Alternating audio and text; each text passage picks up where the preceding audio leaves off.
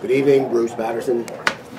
Tonight at the February 9th Freeholder meeting, Freeholder Sullivan, I guess he must have been the chair of the task force, or he was designated to actually give the findings of the task force that the new county manager, Al Faiello, wanted to put together at the end of the last year. So anyway, so they came out and he gave a report, which was great, because at least they're sharing information with the public. And he mentioned that they came up with savings of $850,000. And they talked about computers and printers and portal-to-portal assignments, which are cars. Tina Renner talked about that tonight also. And the voice-over internet program, the VoIP, which saved $400,000, they're saying. And that's about half of the $850,000. And also they reduced the cellular phone count by 40%. So they listed a bunch of items where they actually worked on something and came up with a savings of $850,000. That in and of itself, $850 sounds pretty good. But then you start looking and you say, well, $850,000 on a $500 million budget. I ran some calculations. It's less than 0.2%. At first, at least I have to thank them that they saved the 0.2%. But when the budget goes up 5%, 6% every year, taxes go up 5%, all the way up to 10% a couple of years ago, every year, I think 0.2% is very disappointing. They did mention that the task force will continue on looking at things, but to tell you the truth, I guess they must have grabbed the low-hanging fruit. So the rest that they're going to come up with is probably just minimal, and they'll probably maybe top at about $1 million, which is 2% of the budget, and that's pretty sad.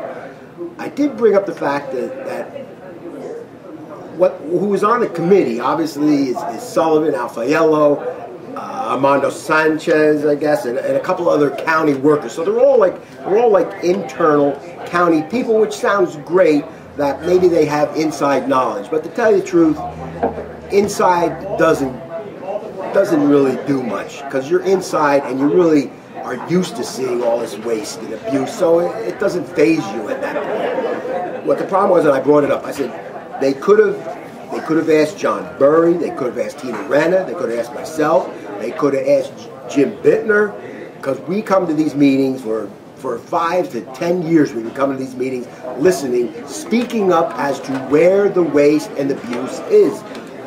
Just for example, you got Charlotte DeFilippo, UCIA director.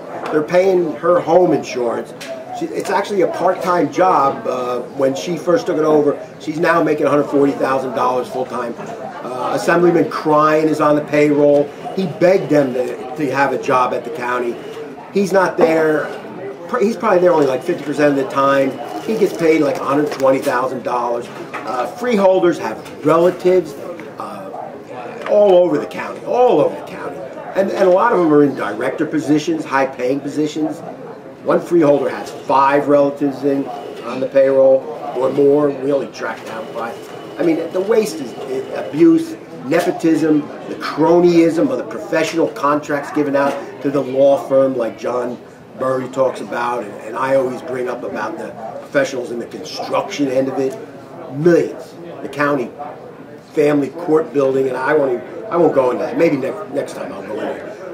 And what I found out tonight was Jim Bittner actually asked to be on there. Jim, well aware of the cost of waste and abuse, and they said no. So in other words, here's a resident who's concerned about the taxes, who has knowledge because he's attended all these meetings and would like to offer or volunteer his assistance in the efforts at trying to reduce the budget. And they said no. They'd rather just keep it within just county employees. And this is the problem. They're totally disconnected. They have no concept of how to save money. Back about 2-3 years ago, the Watchdogs, and I was invited to attend, actually did a video taping discussing the budget and found a couple of million and made a lot of suggestions. Fell on deaf ears. This is pretty sad. We're just talking about, I mean, loosely, a bunch of idiots up there. They have no concept of finances. I mean, Freeholder Sullivan actually one time says, this is what the freeholders do. we spend money.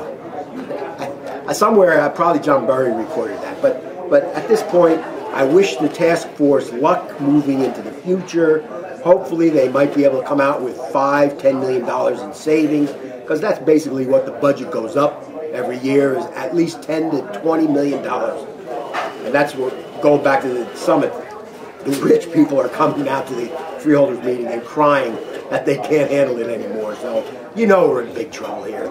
And they save 0.2%. Gee, thanks. Some comments you would like to share. Thank you, Mr. Chairman. As chairman of the fiscal committee, I would like to at this time acknowledge the findings of the County Manager's Efficiency Task Force. The task force has recognized the potential for the county to save more than $850,000 through a series of cost-cutting and alternative measures to be enacted throughout the course of this fiscal year. The task force, under the direction of County Manager Fiella, reviewed internal operations and recommended options that would improve efficiency and save taxpayer money. The task force recommendations cover practices regarding computers, printers, copiers, toner, office supplies, stationery, burglar alarms, portal assignments, fuel consumption, cell phones, BlackBerries, and the purchase of more efficient replacement vehicles. One major area where savings can occur is the upgrading of the county's telecommunications infrastructure, especially its voice network and hardware to Voice over Internet Protocol, which is known as VoIP. This changeover alone can save up to $400,000 annually. Some other major items, including the reduction of county cellular devices by 40%, saving $60,000 annually, and the replacement, when necessary, of county computers with less expensive but more efficient models, which will save more than $60,000 a year. Virtually all of these recommendations can be implemented with little or no impact on the overall operation. This is an excellent starting point that I wanted to note as we continue to work on the 2012 budget. And I would certainly, and the committee would like to thank the county manager and the task force for their efforts in identifying this project. So, thank you. Thank you, Finance Chairman. Now, so we have this task force that came out with a savings, $850,000. The budget's almost $500 million. So the savings is 0.2%, or not even 0.2%. This is what the task force came out with. And the problem was, and I don't know who was on the task force, and I don't want to denigrate them, but the problem was probably the people weren't even they don't know what the county's about. I didn't get a phone call saying, would you like to be on the task force? Tina Renner didn't, Jim Butler, Mr. Burry,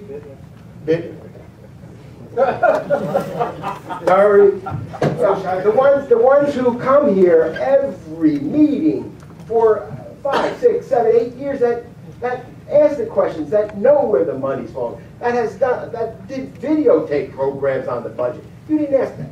You didn't ask that. I mean, the first thing I would have said was, what about all the relatives of the freeholders on the payroll? How about that? $1 right there.